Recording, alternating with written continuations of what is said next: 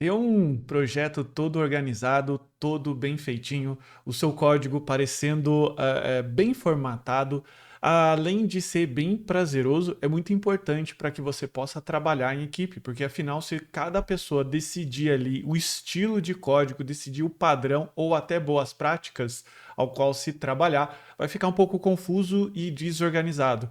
E por isso, nessa Masterclass, eu vou ensinar você a criar o seu ESLint, a utilizar essa ferramenta e principalmente quais são as receitas e qual é a configuração que eu estou utilizando. E hoje, se você for tentar aprender o ESLint, entrar no próprio site, você vai ver que o ESLint em si é basicamente, digamos, um ecossistema. O ESLint tem muitos plugins que pode deixar muitas vezes as pessoas confusas e ele até recentemente criou uma configuração aqui, a qual você pode iniciar pelo um Quick Start, rodando esse comando npm install ESLint config e respondendo algumas perguntas para que você possa ajudar esse wizard aqui, esse setup, esse script de configuração a escolher a melhor opção para você. E hoje a gente vai aprender a utilizar uma opção, digamos, paralela, aquela opção que já vai trazer uma receita de bolo para você. E a receita que eu vou passar aqui para você, ela vai funcionar no Visual Studio Code, integrado o Visual Studio Code, vai funcionar como comando do npm para projetos React, Next e Node.js. Então deixa eu explicar aqui para você que ainda não tem o ESLint ou não viu ele funcionando, basicamente o que é isso. Como eu disse, o ESLint é uma ferramenta que ela vai fazer a autoformatação ou a autocorreção no seu programa, no arquivo que você esteja trabalhando. Ele também vai marcar algumas linhas daquilo que ele considera como uma má prática. Por exemplo, vamos supor que eu estou trabalhando aqui nesse código, nesse TSX, e eu decida marcar aqui title e description na mesma linha. O que está acontecendo aqui? Ele está ultrapassando muito provavelmente as 80 colunas, né? E ele também não está ficando tão fácil leitura. Então, quando eu pressiono Ctrl S, ele vai automaticamente descer aqui o description nessa estrutura. Ele ainda tem a possibilidade de definir a ordem do import, tem uma capacidade de definir aqui se você vai utilizar aspas simples ou não, ponto e vírgula, e tudo isso ainda integrado no caso se você utilizar o Tailwind com o Visual Studio Code. Então vamos imaginar que eu estou trabalhando aqui nessa classe e eu coloquei aqui, por exemplo, a classe container no final. Se eu deixar dessa forma, ele vai falar assim, olha, esse class name aqui está numa ordem inválida. Né? Mas daí você pergunta, tá, bacana, né? Mas qual que é a ordem? É só você pressionar Ctrl S que ele vai fazer a correção para você. Porque nesse plugin aqui, o plugin do Tailwind, para o ESLint, ele vai fazer uma ordem de prioridade das classes para facilitar a leitura, para facilitar a forma da gente pensar. E tudo isso está nesse arquivo aqui, totalmente configurado, customizado, a qual a gente vai aqui fazer em conjunto. E para fazer aqui um projeto novo com vocês, eu vou utilizar aqui o Next, o que também se aplica ao React, beleza? Então vou vir aqui na minha pasta de projetos, vou criar um projeto qualquer aqui do Next, utilizando até as próprias opções padrão que ele nos traz, beleza? Para que a gente possa abrir aqui no editor e começar a configuração. Agora com o projeto criado, a gente vai abrir aqui com o Visual Studio Code, com o projeto MyApp. E se você já for iniciar aqui o projeto em Next, você vai perceber que ele já tem um arquivo de ESLint que já vem aqui com uma extensão do Next com os principais ajustes e coisas que ele acredita que seja interessante.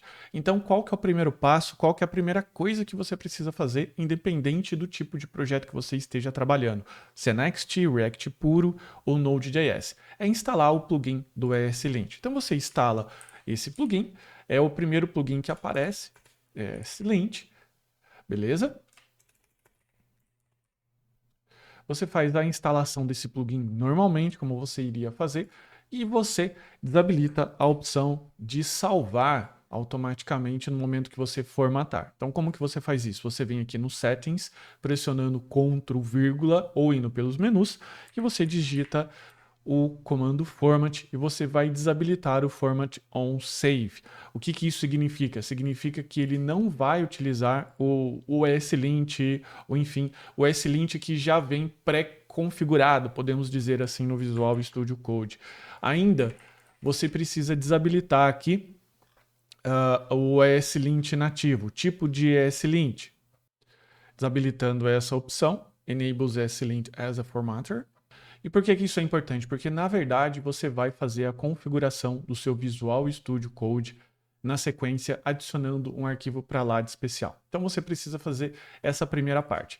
Segunda parte, você vai criar um novo arquivo aqui, ele vai estar na pasta .vs code e ele vai se chamar settings.json.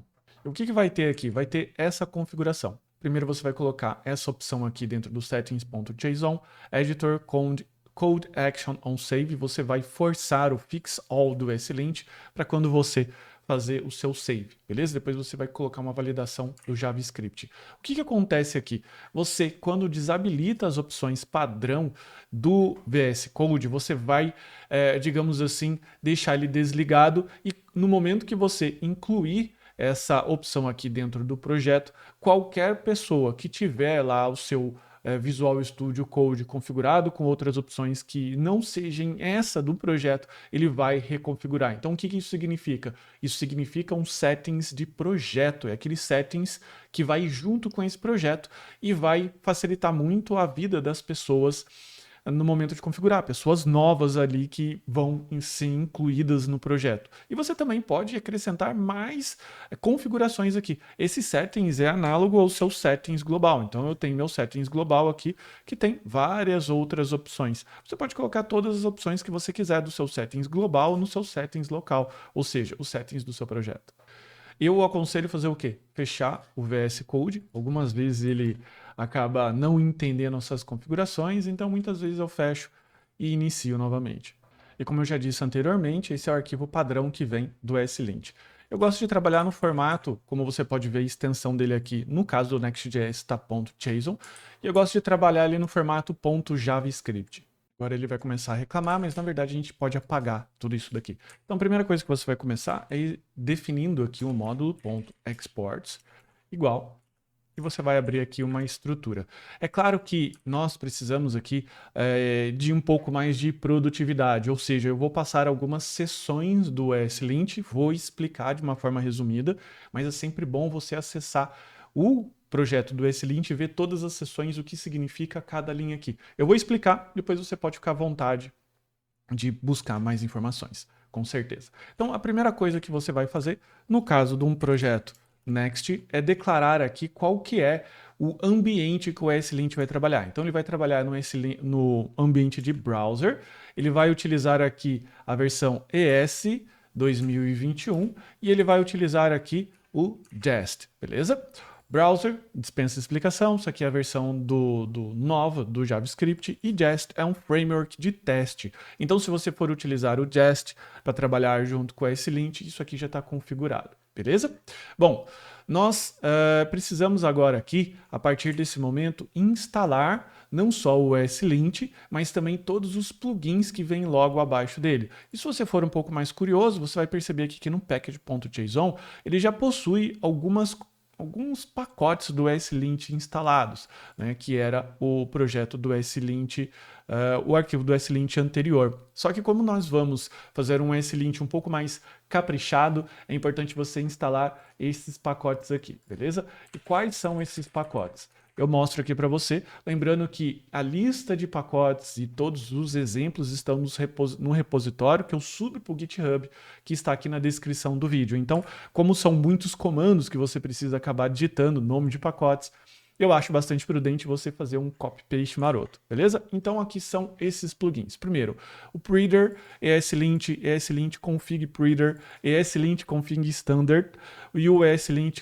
Plugin Import. O que faz aqui? Ó? Esse aqui são os arquivos que vão trabalhar diretamente do ESLint, fazendo a importação de coisas padrões, beleza? Esse aqui é o plugin de importação. E como é que você pode trabalhar com esse plugin? Você vem aqui diretamente no site do NPM e cola aqui o nome do plugin. Ele vai aparecer como Exact Match.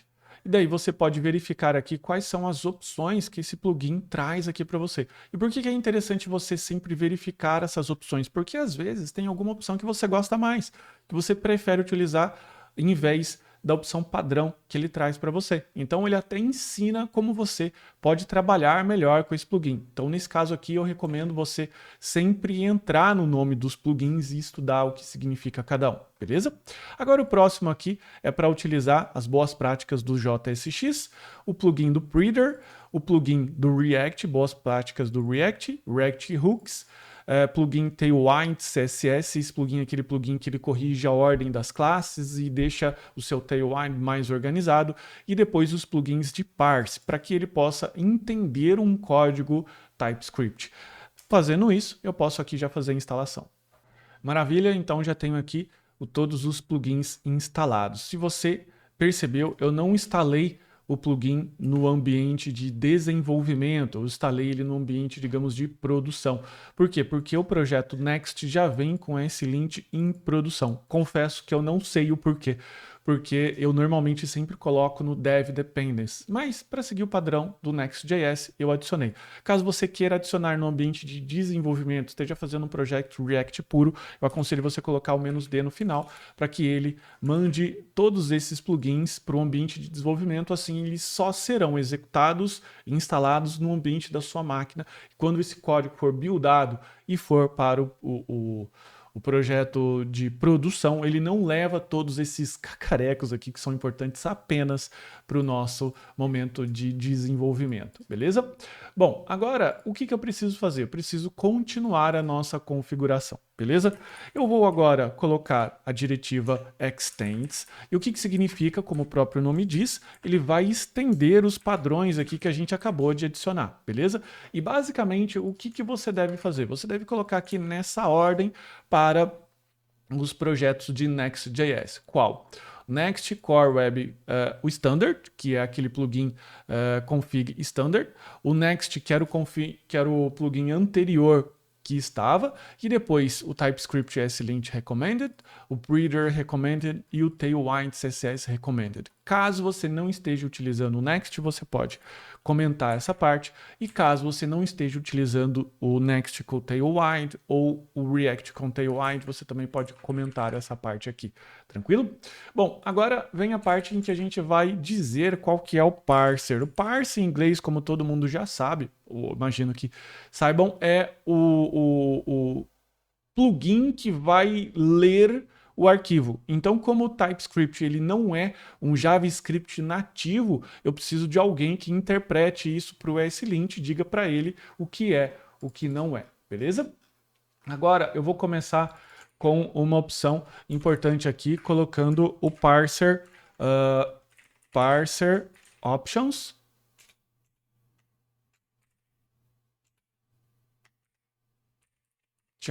O GitHub Copilot aqui me complicou. Bom, vamos lá. Então, o que ele vai colocar aqui? Então, a primeira coisa que você precisa fazer é aqui no parser config, e se você já percebeu, eu salvei, ele já adicionou aqui ó, a vírgula e o ponto e vírgula, porque ele está puxando as configurações padrão que eu adicionei como extensão e os plugins aqui que a gente já instalou. Mas voltando, ele está utilizando aqui o ECMAFilters, o JSX. Está trabalhando com projetos React, você precisa colocar isso daqui.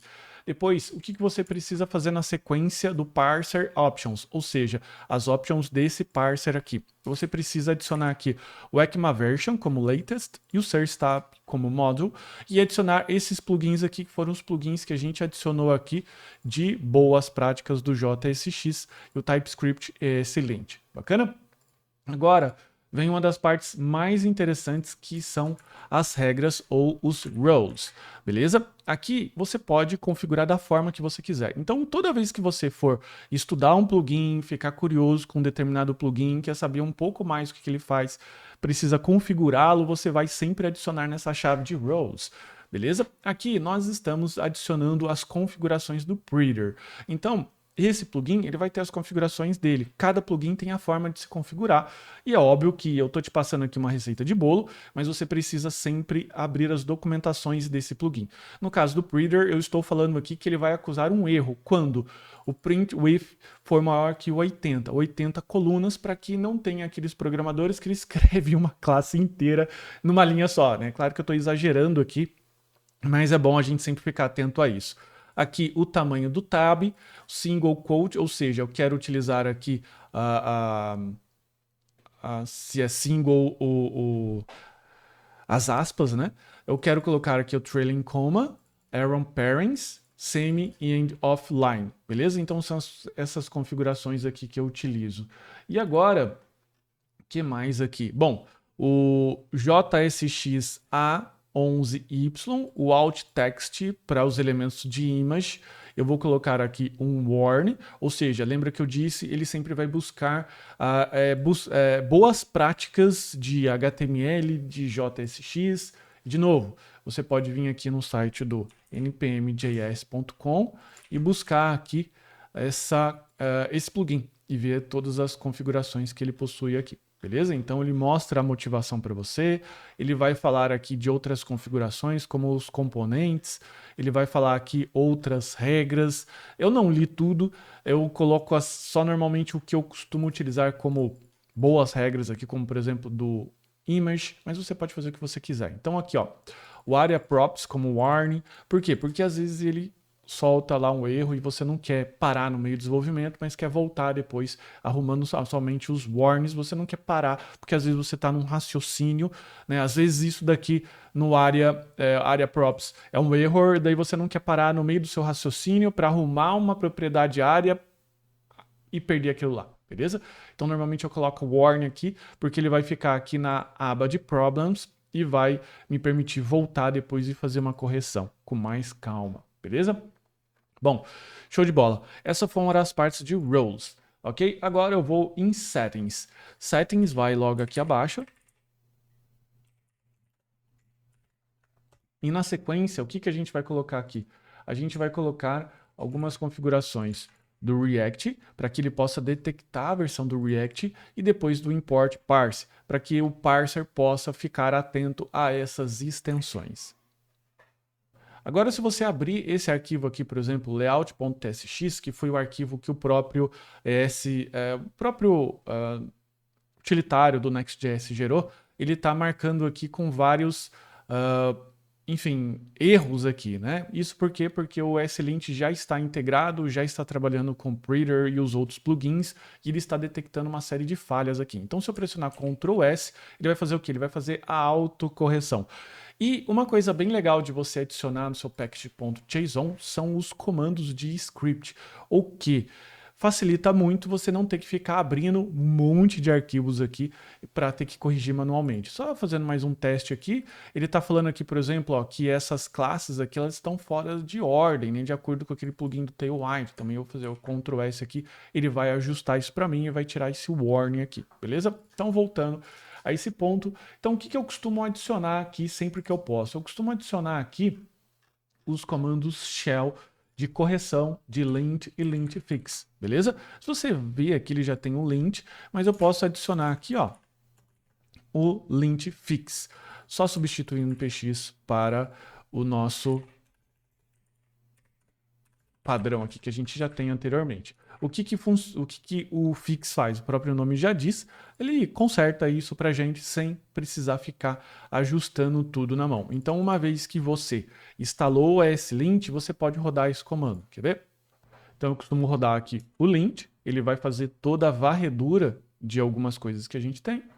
Nesse caso aqui, ele não retornou erro algum, mas se eu quisesse fazer o fix, eu poderia fazer dessa forma, ou então colocar já o outro que eu já deixei programado aqui embaixo, que é o lint fix. Lembrando que você não deve, como boa prática de Git, fazer fix de lint quando você está desenvolvendo alguma funcionalidade ou desenvolvendo alguma feature no seu código, porque senão vai ficar, digamos assim, um commit gigante, né? Porque pode ser que você esteja testando uma configuração do SLint e pode ser que outras pessoas não haviam adicionado o SLint no projeto, enfim, ele vai modificar lá dezenas de arquivos e isso vai ser ruim porque a sua lógica da sua feature, do fix que você esteja fazendo vai junto com esse lint. Isso não é legal e vai te confundir também para não conseguir mapear, digamos assim, as correções e que você fez de fato. Então, o que eu aconselho? Deixa para fazer o SLint na branch master ou no seu ambiente ali de desenvolvimento que você esteja utilizando, quando tudo estiver certinho, quando tudo estiver funcionando, para você não misturar laranja com banana e depois você ter dificuldade de mapear aquele bug que está acontecendo, que você não sabe em qual commit ele foi gerado, por exemplo. E agora o Node.js, como é que funciona? Bom, a gente vai aqui criar um microprojeto em Node.js, eu vou colocar aqui, criar um diretório mkdir my node app. Node app. A gente vai abrir aqui o Visual Studio Code. Vou abrir o terminal dele. Vou inicializar. init-y, para que ele possa criar aqui o projetinho para a gente. Perdão, o package.js. Se você já fez outras aulas comigo de Node.js, você já fez esse passo a passo aqui. Se ainda não fez, tem várias aulas práticas do Node.js aqui para iniciantes, beleza? Então por isso que a gente vai, digamos aqui, seguir um pouco mais avançado e a gente vai fazer agora de novo as instalações dos pacotes aqui. No caso do Node.js, a gente não precisa de alguns packages, né? Alguns plugins ou coisas que vêm que é normalmente necessário no React. Então, por isso a gente vai instalar agora o Breeder, ESLint Config Breeder e esses outros pacotes aqui, junto com os parsers, considerando que você está utilizando o TypeScript como opção aí dentro do seu Node.js. Se você não estiver utilizando ele, você pode procurar ali opções de parsers nativos ou dependendo da versão. A gente vai utilizar aqui o TypeScript, que é a opção mais utilizada atualmente no momento. Eu instalei aqui no Dev Dependence todas as coisas do SLint, mas ainda a gente precisa inicializar aqui o projeto em Node. Por isso a gente vai instalar aqui o types node. Nós iremos ainda adicionar o nodemon, rinref, testnode, types... Opa! Voltando aqui, desculpa. O types node, o nodemon, o rinref, testnode e o TypeScript. Daí, uma vez instalado essas coisas que a gente precisa aqui como ambiente de desenvolvimento, nós vamos fazer aqui então só a criação do arquivo do tsconfig, tsc init, nós vamos inicializar ele, beleza? Vamos também, ele foi criado aqui, vamos também criar um novo arquivinho aqui no source, vou chamar isso aqui de index.ts, nós iremos colocar um console .log aqui, hello. Agora, na sequência, o que eu vou fazer? Eu vou fazer a mesma configuração dos settings, beleza? Que a gente fez no projeto anterior, para que ele possa entender o ESLint. E nós iremos criar aqui o nosso ESLint para Node.js. Bom, como é que vai chamar o arquivo? Vai se chamar eslintrc.js, beleza? E ele vai ter basicamente a mesma estrutura anterior, com diferentes questões aqui, beleza? Quais são as diferenças? As diferenças é que agora o ambiente ele não é mais o navegador.